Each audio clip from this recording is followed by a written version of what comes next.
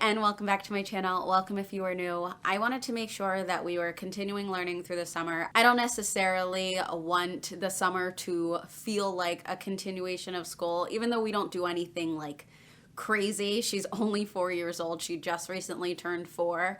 I do want to make sure that we still have a lot of fun and flexibility through the summer. So I wanted to share the things that we have in our homeschool basket. If you are new to my channel, I have a 4-year-old as well as a 1.5-year-old. And if you have two that are around that age, you know that it is not necessarily easy to focus on everything for the older one as you are also entertaining the youngest. But we have kind of gotten into a rhythm. One thing that I always make sure of is that there is plenty of flexibility.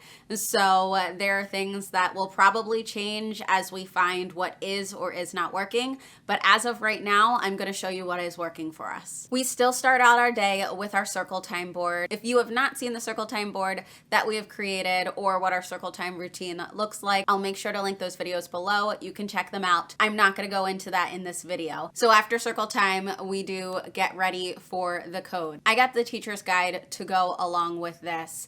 I don't really find that I necessarily need it. I think that it has a lot of great tips. I taught preschool as well as elementary school. I am K-6 certified. So I think that it is super helpful if you don't necessarily have a background in teaching. But if you do have that background, I really don't think that this is necessary. Alani loves this book. I grabbed it because I saw it recommended by Chelsea from Let's Play School. And I thought it looked like something that Alani would enjoy doing. As much as Alani does enjoy activities where she is using her whole body, and I encourage her to be learning certain things through play, she also really likes to sit and work through a book. I'm completely new to this curriculum, so I'm figuring it out as I go. I definitely feel that some of the pictures are very dated. There was a picture that was supposed to be a television in one of the recent pages that we did, and she wasn't quite sure what it was. And when she finally did make a guess, she assumed it was a radio because it was a very old looking television. It is not what televisions look like to her. So I think some of those things are funny, but when she is identifying the sound that goes along with a picture, I always go through all of the pictures with her first to make sure that she even understands the picture. We are focusing hard on letter sounds for this one. There are only a few letters that Alani doesn't always remember when it comes to the letter sounds, but I wanted to do this book from start to finish, whether or not she knows the letters. If she knows the letters, we'll be able to move a little faster. If she doesn't know the letters, then we'll spend more time on those pages. My goal is not that she comes out of the summer knowing how to write all of her letters or numbers or anything like that.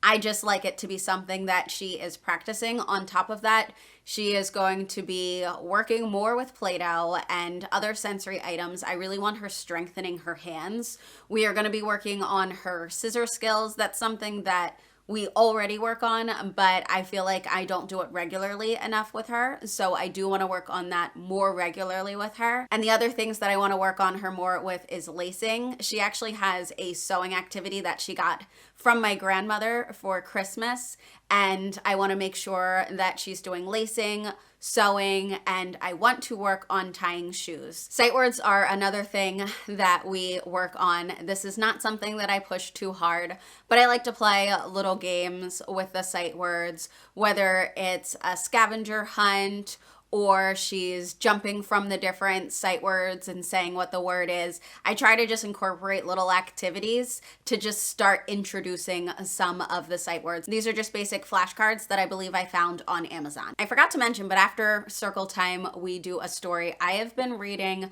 the Mercy Watson stories. If you're not familiar with Mercy Watson, she is a pig who loves buttered toast and lives with a couple in their home. They are chapter books. They're not very long. They're silly and entertaining enough that they keep both girls occupied while I read them. And speaking of keeping both girls occupied, while I work on letters with Alani, I give Emmy this book. It has letters inside and it is indented so that your little one can trace along with it. And then there are flaps for the different things that start with the letter on the page. This book keeps Emmy entertained, as well as I give her flashcards and whatever toys that we have nearby. The lessons that I do with Alani are not very long, so I just need a few things to keep Emmy entertained while we do it. Another thing that Emmy enjoys is she can use these Habbi Habbi books while we're not using them. And then when I'm doing Spanish with Alani, Emmy can be right there as well. I'm going to be completely honest, these books are an investment, but I absolutely love them. We only have the Spanish versions. I know that they have more languages, but I know they're coming out with a lot more in fall. To get the most out of these books, you need this wand. And I've said it before, I am not a Spanish speaker, so this wand is magical because it helps with the pronunciation. Red, rojo, el triángulo, triangle. The wand works on any part of the book. All of the spaces on the page are clickable. So this is something that Emmy enjoys while we're busy. And then when we're working on Spanish together, I don't have to take the time to figure out how to correctly pronounce everything because this pronounces it for me. I am working on learning Spanish on the side, but I am definitely no expert, so this is so helpful. I'm pretty sure I've mentioned these bags before in another video. I use them in my car to keep things organized.